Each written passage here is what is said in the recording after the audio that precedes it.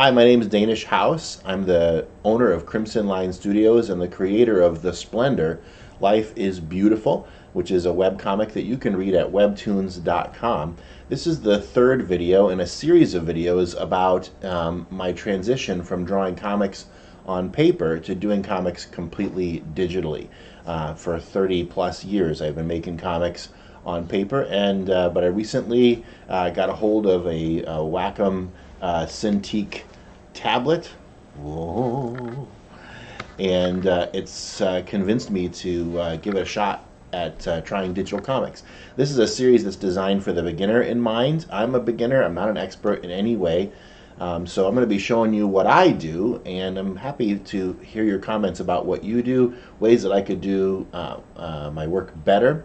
And especially if you're a beginner, I want to hear from you. If you're an expert digital comic artist or you've got a lot of experience, feel free to leave some comments as well. I'd love to interact with you about that. In the last video, I talked about gathering reference material, and in this video, I'm going to talk about laying out my page and placing the reference material, and we'll see how far we get in the few minutes that I want for this video. So yeah, the pages that we're working on, like I said in my last video, are pages 17, 18, 19, and 20 of episode 5 of issue 3 of the Splendor. And if you take a look at the thumbnails for episode 17, you'll see that there's 6 panels for page 17. 6 panels. Let me get my hands up here. This page right here. 6 panels, and I'm going to lay them out right now on my drawing tablet. This is a Wacom Cintiq tablet, and it's a cool device. I'm going to switch over here to my screen so you can see it.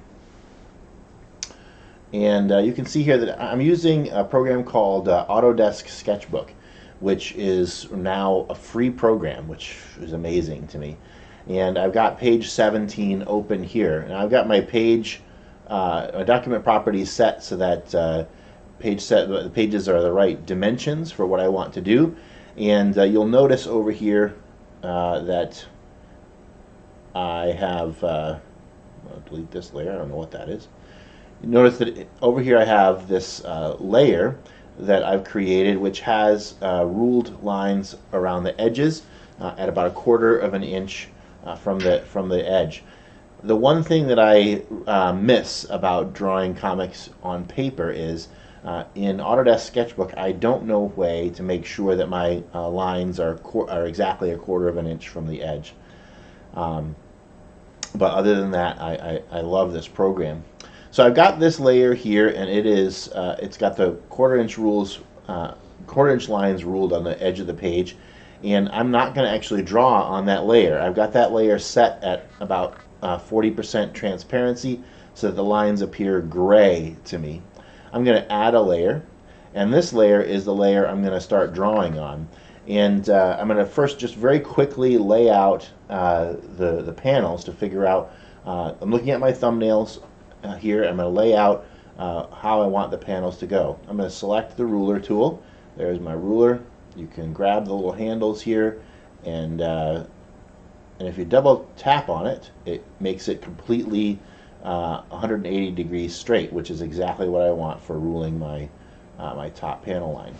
I'm going to make this bigger here so I can be more careful about drawing it, and I'm going to position that line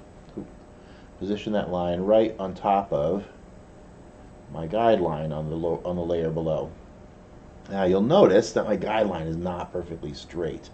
When I drew that page template, I didn't know what I was doing. So, whatever. I'm using the inking pen over here. I've got it set for a size of about 12.3. That's not what I want. I want to go down to a size of about 4. I think 4.7 is where I like that to be for ruling my borders. What I like about using the inking pen is that my line doesn't have to be just purely static. I'm using black ink, and the nice thing about this ruler is no matter where I draw on the page, now that I have the ruler set, it will draw my line there along the ruler. I'm just going to put it there, and I'm going to draw it so that its extent goes over to the right hand side as well. I don't have to be super careful because I can always fix it later, but that's just to rule that that line. I'm going to take a look here at the whole page, and I'm going to make a decision where my first panel is going to be. First panel of page 17 is an establishing shot on the bridge of the Splendor, and on my thumbnails it takes up about the top, a little bit less than the top third of the page. So I'm going to follow that thumbnail. I like the way that looks there, and I'm going to draw that line in. That's not as thick as I want it, so I'm going to press a little harder and make it a thicker line. Alright, so that's where that panel is going to end.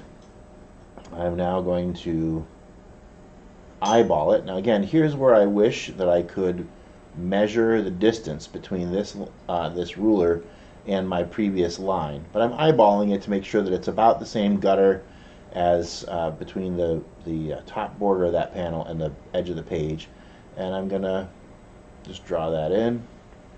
The truth is, I don't fully care that it's exactly the same distance. I can certainly later on fix that, but right now I just want it to be close.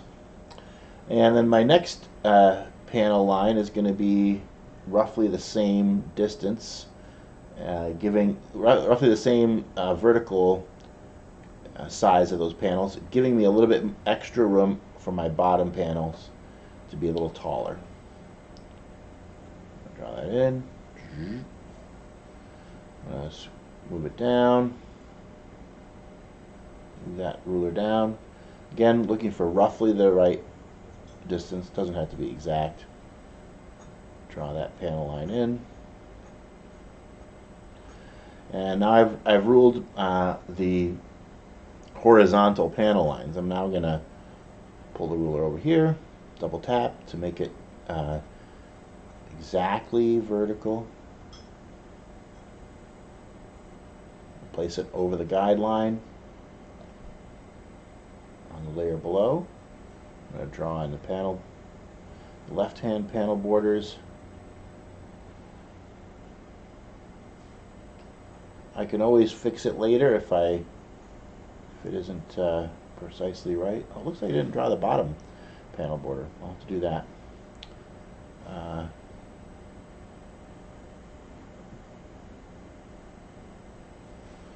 Put that over there.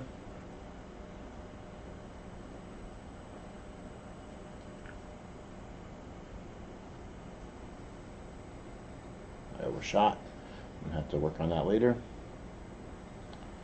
For right now, I don't particularly care about that. And do the bottom panel border.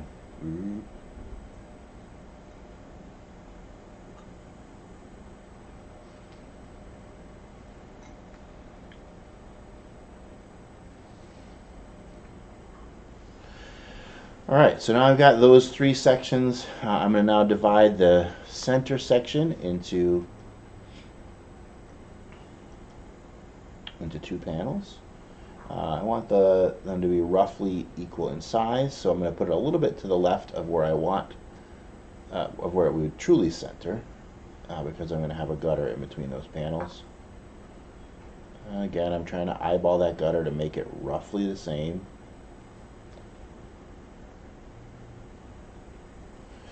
And then for my bottom row of panels, I want roughly 3 equal sized panels, vertically, horizontally sized the same. They're going to be vertically sized the same, of course. Draw that panel line.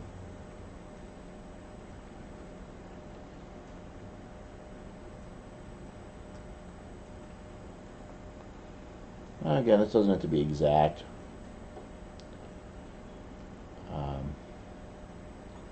And I like it. I like the non-exactness of it a little bit. So then I've got my 6 panels laid out. Now, just to be talk to you a little bit about this. I don't know how exciting it is to you to watch me ruling panel lines, and probably not that exciting. But I know for me, as I'm creating comics, this is the part where my heart really starts to race, because when you're setting up the sizes, widths, shapes of the panels, that's when you're really starting to determine how the story is going to flow.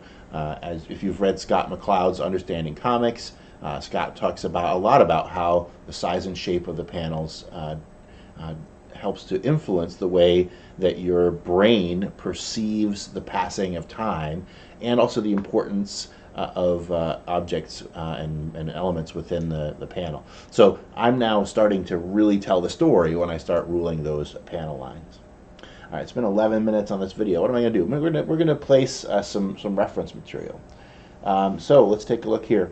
I'm going to focus in on the top panel. Now, if you watched the last video, you saw me shoot reference material for this panel. Let's take a look here over in the layers section. I have a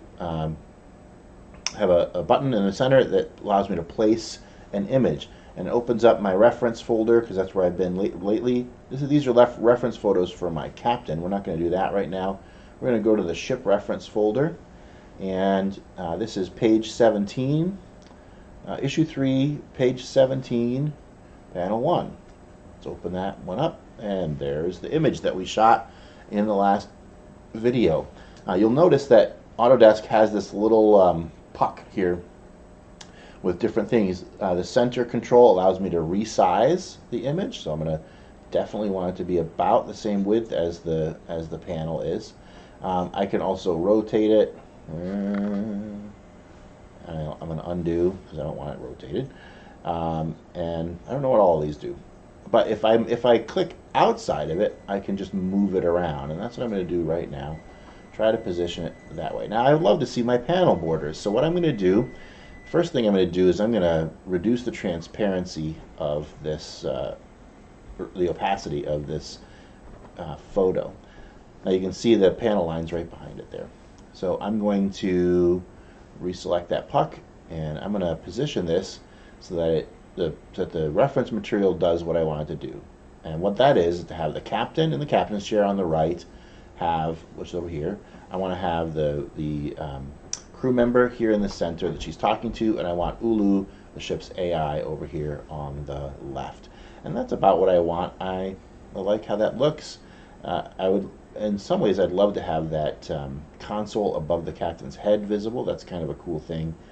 So maybe I want to find a nice medium between having that visible and having the crew member's console video. So I want console visible. I think that's where I want it to be.